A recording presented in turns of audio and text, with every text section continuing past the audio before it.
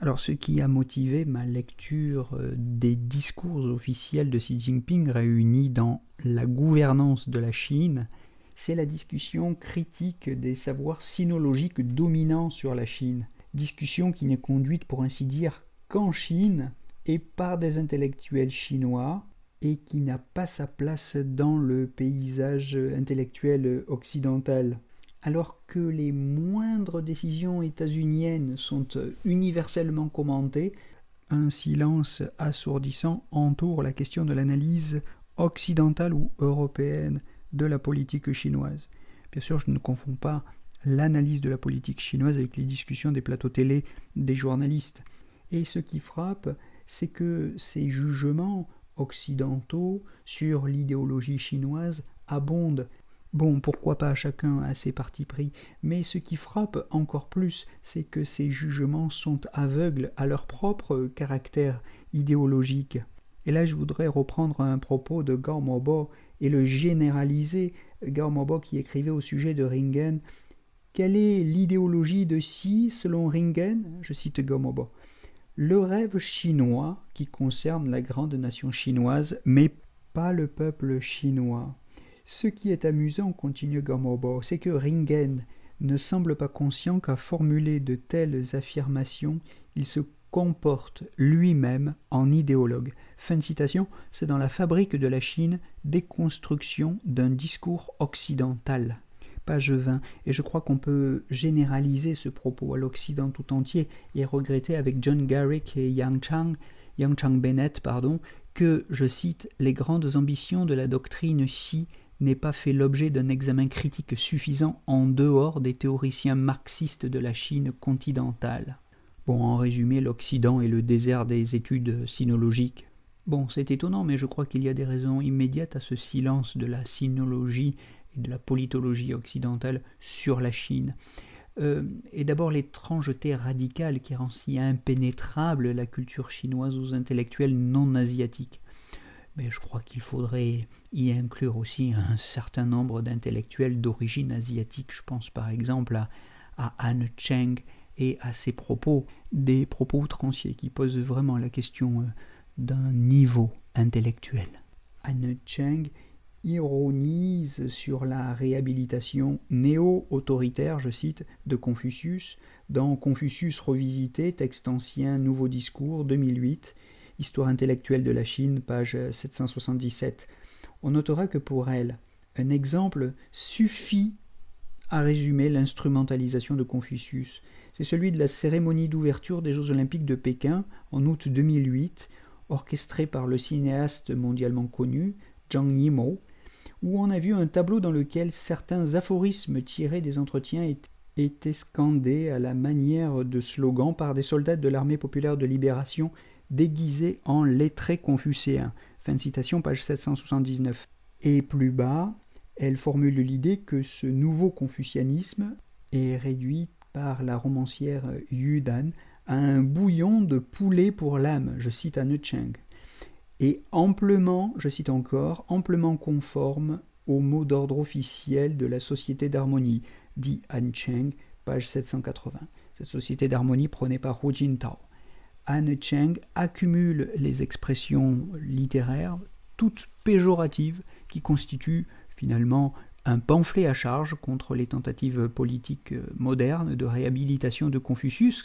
Elle les dénonce comme une entreprise de mystification, mondiale, savamment organisée, mais vidée de toute substance philosophique ou spirituelle. On peut rajouter que Han Cheng déconstruit ce renouveau confucéen qu'elle résume, je la cite, comme une instrumentalisation politique au service du despotisme oriental aussi imprévisible qu'inquiétant. C'est ce qu'elle écrit sur la page web de présentation des conférences débats dans son cycle Civilisation et barbarie en 2020.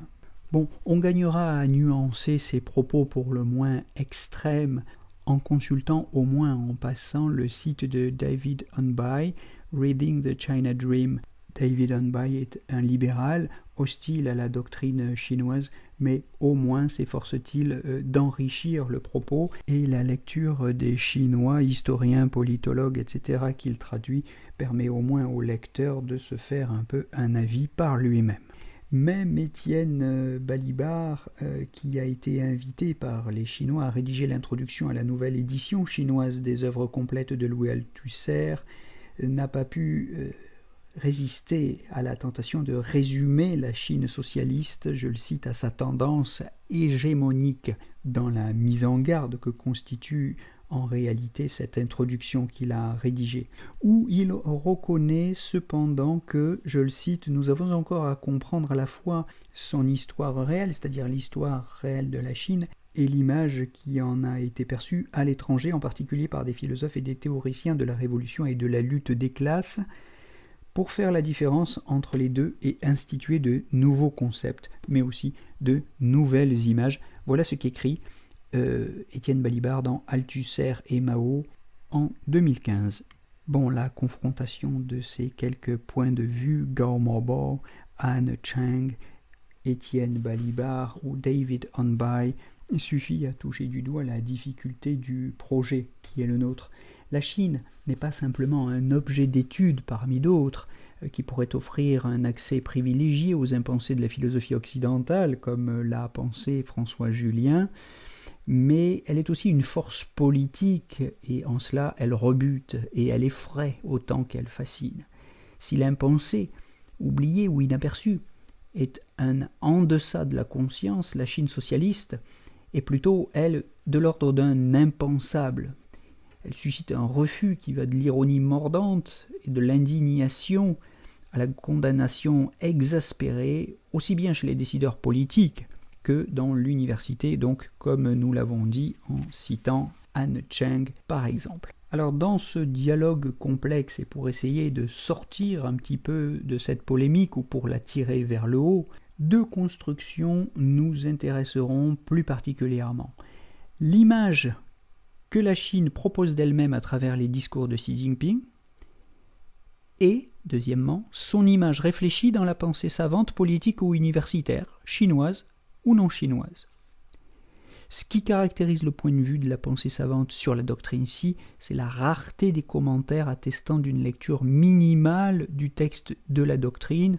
Je crois que le point fort du travail qui est présenté dans Xi Jinping entre Marx et Confucius, c'est-à-dire la publication de cette thèse soutenue en 2022 à Paris-Nanterre, c'est l'effort pour lire les textes et repartir des textes. Alors il y a une abondance relative d'analyses et de jugements produits sur la Chine dans le champ de l'économie, des sciences politiques, de la sinologie, mais ça ne compense pas cette carence, cette ignorance occidentale du cadre conceptuel à l'intérieur duquel ces éléments de réflexion prennent tout leur sens. Alors en Chine, il y a un débat sur toutes ces questions et j'ai déjà parlé dans de précédents podcasts de la plateforme Aixiang, à laquelle je renvoie et à laquelle renvoie aussi David Hanbai, puisque c'est là qu'il va puiser les textes qu'il choisit de traduire, avec raison, mais il n'existe pas d'espace équivalent pour une telle discussion sur le sens de la politique chinoise en Occident.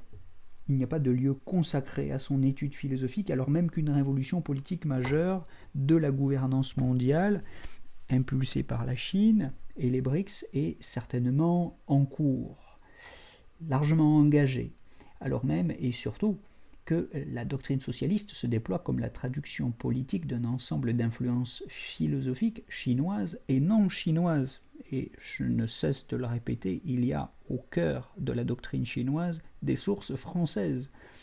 Voilà, alors pour le dire très simplement, je crois que nous devons faire un effort pour contourner les commentaires dominants contemporains sur la Chine qui s'inscrivent largement dans le paradigme critique du despotisme oriental qui avait été construit par Montesquieu. Et pour contourner, ou plutôt pour élargir et approfondir ces débats, je propose de continuer sur la piste qu'envisage David Hanbai, c'est-à-dire lire les Chinois eux-mêmes et même aller un petit peu plus loin que David Hanbai, c'est-à-dire lire Xi Jinping lui-même. pour les mêmes raisons qu'il ne nous viendrait pas à l'idée, pour nous faire une idée de Platon, de lire simplement les auteurs platoniciens, les auteurs de la tradition platonicienne. C'est une question de méthode absolument simple et fondamentale. Eh bien, il faut avoir la même rigueur, la même objectivité, la même simplicité quand il s'agit d'un objet aussi difficile et brûlant que la politique chinoise. Revenir à l'original plutôt qu'aux commentaires ou aux copies, on a tout à y gagner.